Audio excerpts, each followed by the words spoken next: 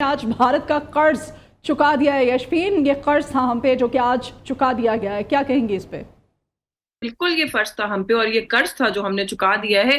ये हमारी जिम्मेदारी थी उन लोगों की तरफ, उन फैमिलीज की तरफ जिनके प्यारों ने अपनी जानें गंवाई, जो शहीद हुए। हम्म। उन छोटे नन्हे मासूम बच्चों की तरफ ये हमारा कर्ज था और जिम्मेदारी थी कि बिल्कुल। हम उनका जो नाहक खून बहा है उसका हिसाब लें। और मेरा ख्याल है कि जब हमने यहाँ से मिसाइल भारत की तरफ भेजे तो हम्म। उसके ऊपर उन नन्हे बच्चों का नाम लिखकर दुनिया को ये मैसेज दिया कि हमें वो एक एक जान याद है हम्म। जिसका नाहक खून भारत की तरफ से बहाया गया है भारत के दहशतगर्दाना हमले पर। मैं तो बार बार इस बात को कह रही हूँ कि भारत चाहे जो मर्जी कहे कि पहलगाम को रिस्पॉन्ड किया है, हम कहते हैं भारत ने जंग इनिशिएट किया, भारत ने पाकिस्तान के अंदर स्टेट टेररिज्म किया है। और उस स्टेट टेररिज्म का रिस्पॉन्स हमने बार बार दुनिया को पहले भी कहा, पिछले 3 दिनों में भी ये कहा कि हम उसका जवाब देंगे at a place and time hmm. Of our choosing, और इंटेंसिटी भी हमारी मर्जी की होगी। और बहुत अच्छे से अभी ब्रिगेडियर साहब ने इस बात को एक्सप्लेन किया, बल्कि ब्रिगेडियर साहब जो है वो 2-3 दिन पहले मेरे प्रोग्राम में भी थे और वहां पर भी उन्होंने ये बात कही थी कि हम बहुत टैक्टफुली जो टारगेट्स हैं उनको सिलेक्ट करेंगे और जब जवाब आएगा तो ये बात जो है वो दुनिया के सामने आ जाएगी कि हमने बहुत सोच समझकर टारगेट सिलेक्ट किया है भारत के अंदर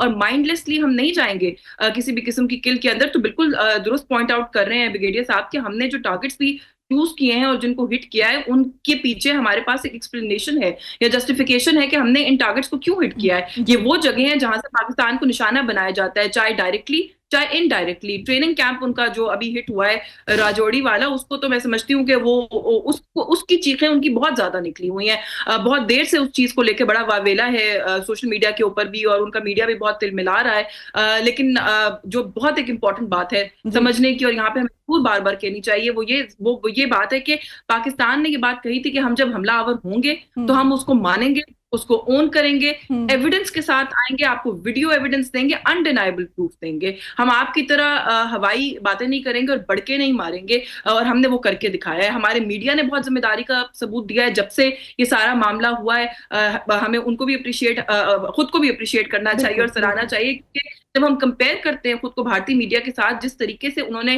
एक रात छोड़कर जो पिछली रात थी उन्होंने फेक न्यूज की फैक्ट्री अपने आप को साबित किया है और जिस किस्म का उन्होंने जिंगोइज्म और वॉर मॉन्गरिंग की है, जिस तरीके से वो हमारा एक एक शहर फतह करते रहे अपने टेलीविजन चैनल्स के ऊपर, मेरा ख्याल है कि उन्होंने अपना मजीद तमाशा दुनिया के सामने बनाया। तमाशा तो वो पहले ही थे, लेकिन हम्म। हमने जब से हमने अपना अटैक लॉन्च किया है अपने प्यारे नबी हजरत मोहम्मद सल्लल्लाहु अलैहि वसल्लम की सल्लल्लाहु। सुन्नत पर अमल करते हुए, बिल्कुल बिल्कुल। फजर के बाद दिन के आगाज के साथ हमने बिल्कुल रात के अंधेरे में हम नहीं गए। जो बात आपको याद हो, अगर मदिया हम लोग पहले भी ट्रांसमिशन में कर रहे थे उस दिन, जी हम जी। दिन की रोशनी में जब दिन चढ़ा है तो गए हैं।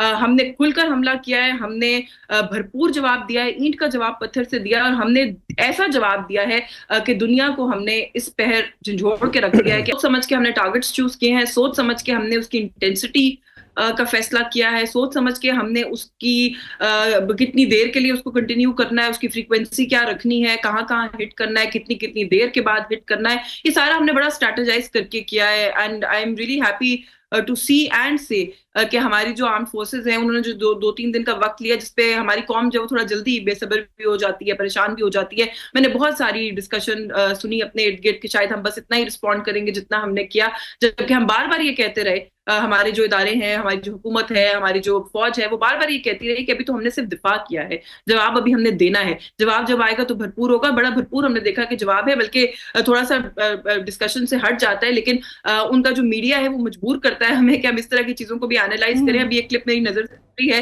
हम्म। जी न्यूज के ऊपर, जो वहां पर उनकी डिस्कशन है। जी जी। अब पता नहीं वो इतने ही मासूम है या उनको गलत किस्म की खबरें उनकी हुकूमत और इदारे की तरफ से फीड की गई हैं, जो कि की गई हैं, वो एतराफ भी कर रहे हैं उस चीज का। तो वो लोग बेचारे बहुत ही ज्यादा शौक में चले गए हैं कि ये क्या हुआ है उनके साथ, के वहां पर एक एंकर दूसरे एंकर से ये कह रहा है कि पाकिस्तान ने जो मिसाइल आखिर में इस्तेमाल करने थे वो हम्म। उन्होंने हम पे पहले इस्तेमाल कर दिए ऐसे ही। हैं। तो दूसरा एंकर कह रहा है कि जी मैं तो आपको बड़ी देर से बता रहा हूँ, उनके पास ऐसे मिसाइल्स का बड़ा जखीरा है, वो भी और भी इस्तेमाल करेंगे। तो मेरा ख्याल है कि उनको एक तो ये कि मिस इन्फॉर्मेशन फीड की गई।